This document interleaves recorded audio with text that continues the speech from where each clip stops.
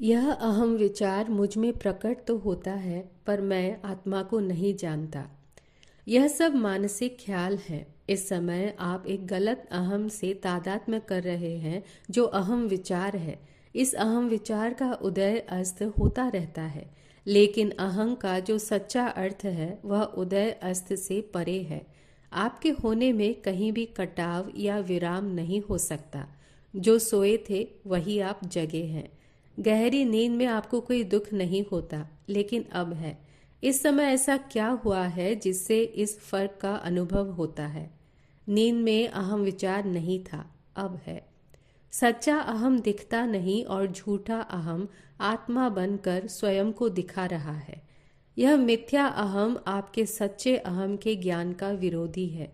तलाश कीजिए कि यह झूठा अहम कहाँ से उत्पन्न होता है, तब वह लुप्त हो जाएगा।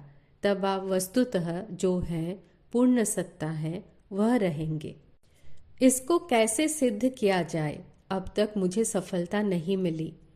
अहम विचार के मूल की तलाश कीजिए। बस यही एक काम मनुष्य को करना है।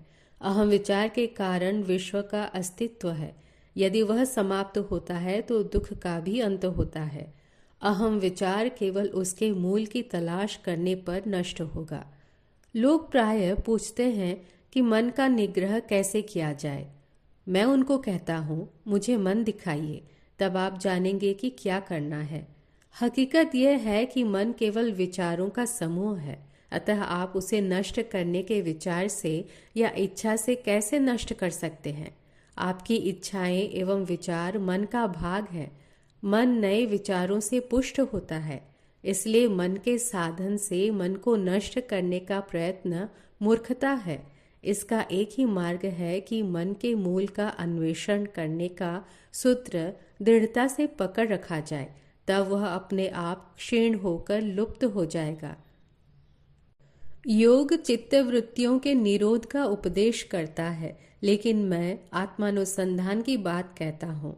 यह व्यावहारिक मार्ग है।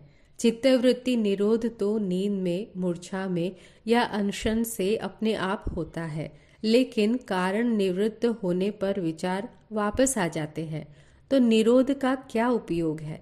मूढ़ता में शांति होती है, कोई दुख नहीं होता, लेकिन उसके समाप्त होते ही दुख वापस आ जाता है।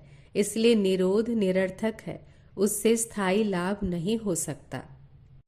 तो शांति को स्थायी कैसे बनाया जाए? दुख के कारण की तलाश करके।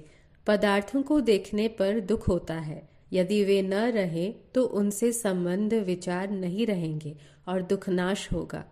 दूसरा प्रश्न यह है कि पदार्थों का अभाव कैसे हो?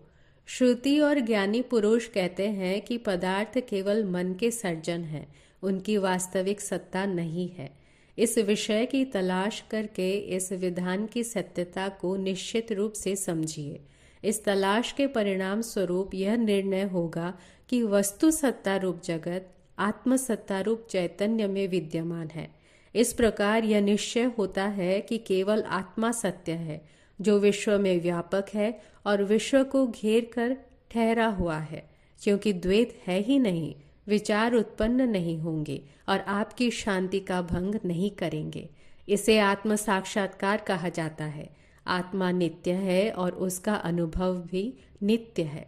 जब भी कोई विचार आपको परेशान करे तो प्रत्येक समय अपने अंदर आत्मा में उसे वापस लाकर लीन कर दीजिए। यह अभ्यास है। यह चित्त की एकाग्रता या विनाश नहीं है, बल्कि उसकी आत्मा में स्थिति है।